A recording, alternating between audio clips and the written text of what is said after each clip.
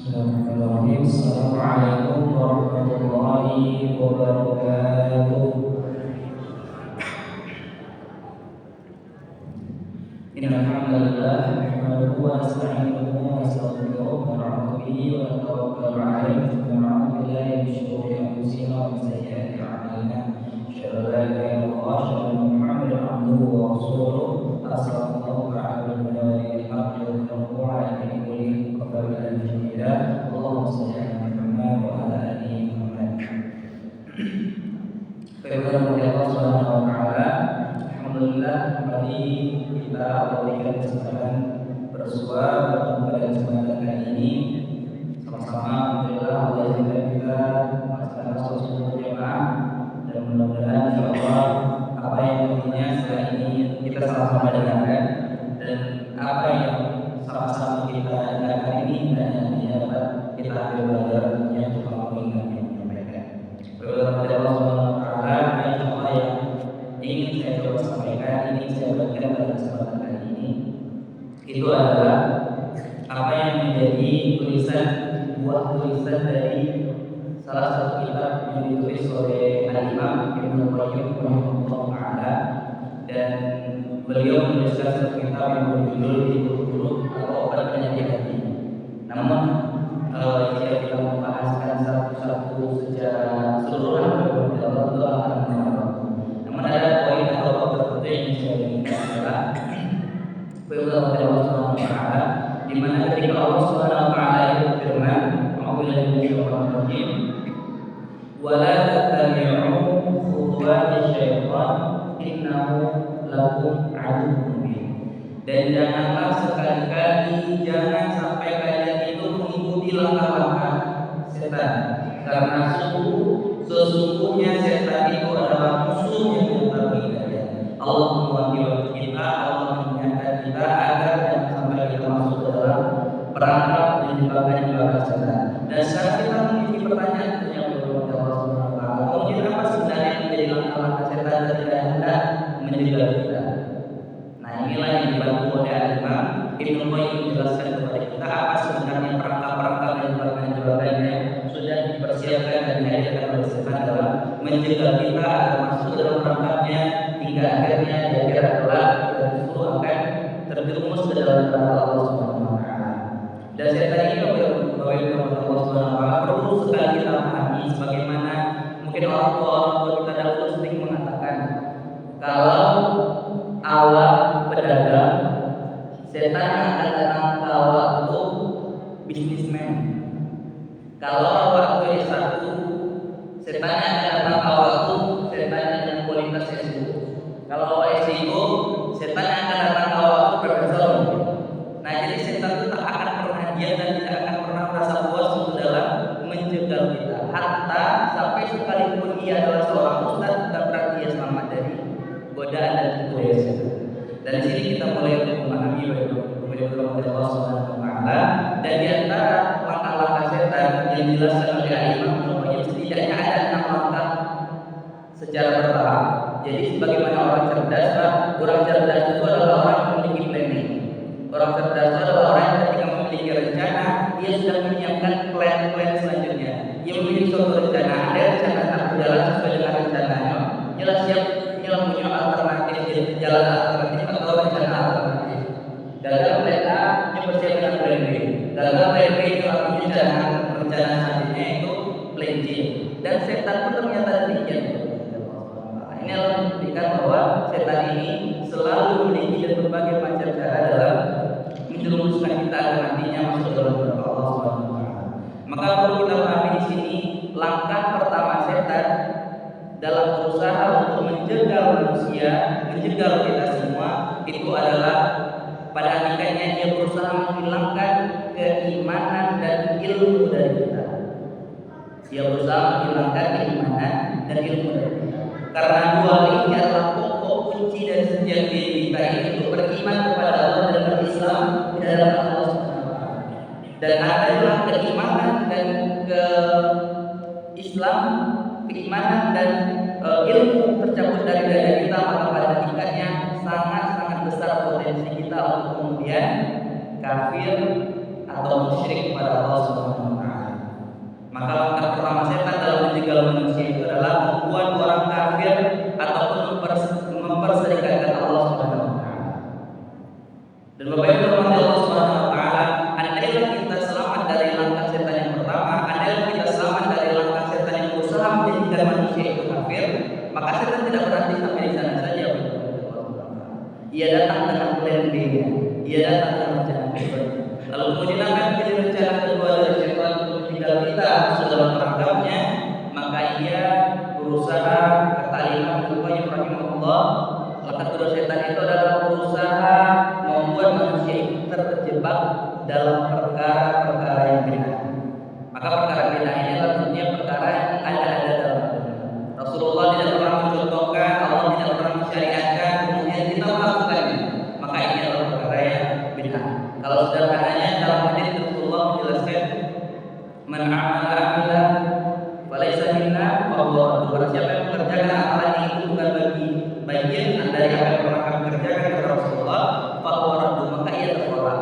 Kalau sekedar tertolak, oke lah Pak. Tapi yang selain Rasulullah menjelaskan, wa kullu bid'atin dhalalah, setiap perbuatan bid'ah ada dalam agama itu adalah suatu kesesatan, wa kullu dhalalatin finnar, dan setiap kesesatan itu akan pasti berujung kepada neraka Allah Subhanahu wa taala. Dan lebih hebatnya lagi, Rasulullah mengingatkan kepada kita bahwa setan sendiri itu pernah mengakui di hadapan Rasulullah, dengan setan itu mengatakan bahwa membuat manusia melakukan perbuatan bid'ah itu adalah sesuatu yang sangat menguntungkan bagi setan. Karena apa, Bapak?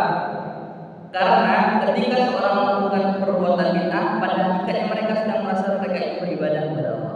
Ia sedang merasa dalam kesolehan. Ia tidak merasa ia perlu bertaubat kepada Allah. Kenapa? Karena ia sedang merasa bahwa ia dalam kebenaran, ia dalam pelaksanaan ibadah kepada Allah. Padahal hakikatnya ia sedang bermaksiat karena mengada-ada dalam agama. Dan adalah kita selamat dari langkah setan yang kedua, Allah Subhanahu wa taala, kita selamat dari perkara bid'ah, maka setan datang dengan langkah selanjutnya untuk menjegal kita, yaitu setan berusaha membuat kita melakukan dosa-dosa besar.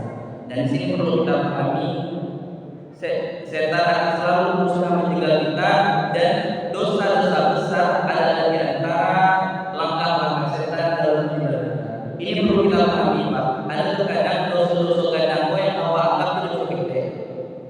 Padahal dosa-dosa besar itu adalah sesuatu yang sudah dijelaskan oleh Allah Subhanahu wa taala, dan kemudian juga dijelaskan oleh Rasulullah agar kita tidak termasuk ke dalam orang-orang yang melakukan dosa-dosa besar. Dan dosa-dosa besar ini adalah hal yang paling besar potensinya untuk menjerumuskan kita ke dalam neraka Allah Subhanahu wa taala.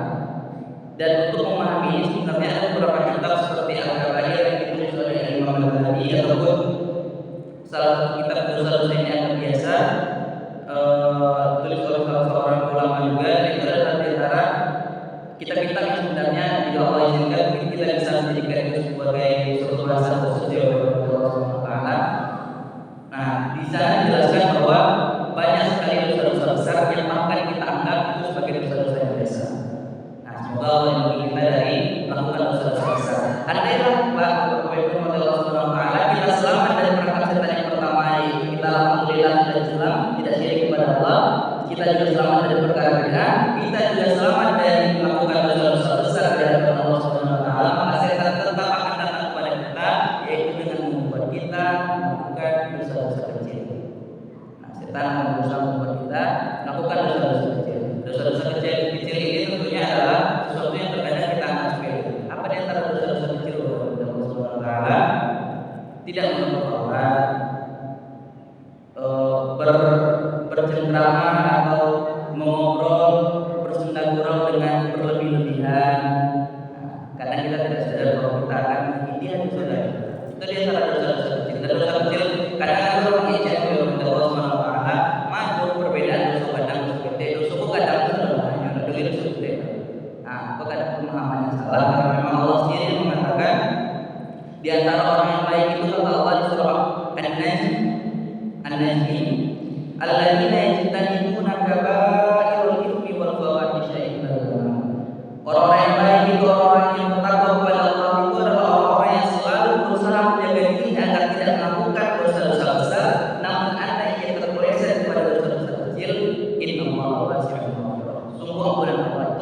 sangat besar.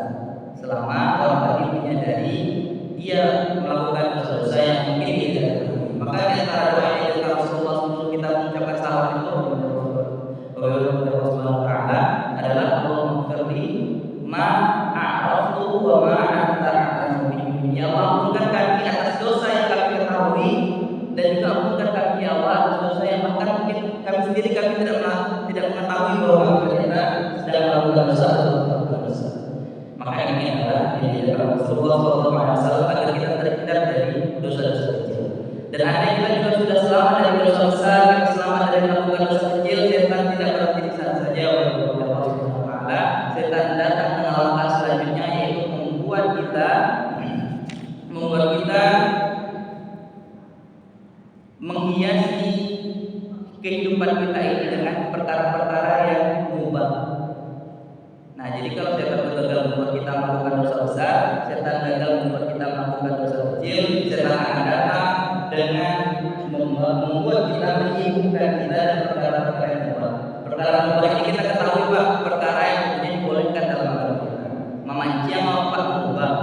Kalau misalnya punya hobi berolahraga dan lain sebagainya itu mubah, dibenarkan dan dibolehkan secara syariat. Tidak pernah Allah melarang dan tidak pernah Rasulullah SAW itu melarang kita melakukan perkara yang mubah. Namun terkadang setan kalaulah tidak bisa melakukan dosa tepat, dia sibukkannya awal dengan perkara-perkara yang mubah tadi agar apa? Kita terhindar dari melakukan ibadah-ibadah yang mubah. Kadang awal merasa memancing pun mubah Pak, tapi akhirnya gara-gara terlalu sibuk memancing atau berputar-putar saja, tapi kolamnya itu dari akhirnya harusnya bisa melakukan ibadah-ibadah sunnah, harusnya bisa melakukan ibadah yang lebih prioritas untuk menunjang urusan akhirat kita. Namun gara-gara setan menyibukkan kita dengan perkara yang mubah, akhirnya kita terperangkap atau terjebak dalam tipu daya beberapa setan tadi. Dalam langkah yang terakhir yang setan usahakan ketika adalah kita sudah selamat dari perangkap melakukan atau terjebak dalam perkara mubah yang secara berlebihan kita lakukan, maka setan akan datang dalam langkah terakhirnya, yaitu membuat kita berputus asa dari rahmat Allah. Di antara kita mungkin ada yang sering beranggapan bahwa Allah itu adalah sesuatu yang sangat sulit diraih. Allah itu memiliki standar yang khusus. Menjadi ibadah, menjadi hamba Allah itu adalah perkara yang berat. Allah itu tidak menerima kecuali yang baik. Jadi rasanya buruk di orang yang berdosa di yang benar-benar dulu sampai kita rasanya tak lain dari kemudian Allah berdoa. Atau di antara kita merasa bahwa Allah itu tidak akan dapat digapai. Allah itu akan sangat sulit menerima hal seperti saya, maka merasa berputus asa dari rahmat Allah ini adalah di antara langkah setan agar membuat kita itu berputus asa dan akhirnya menjauh dari Allah dan malas beribadah. Nah, ini adalah di antara tipu daya setan atau langkah setan dalam berusaha menjaga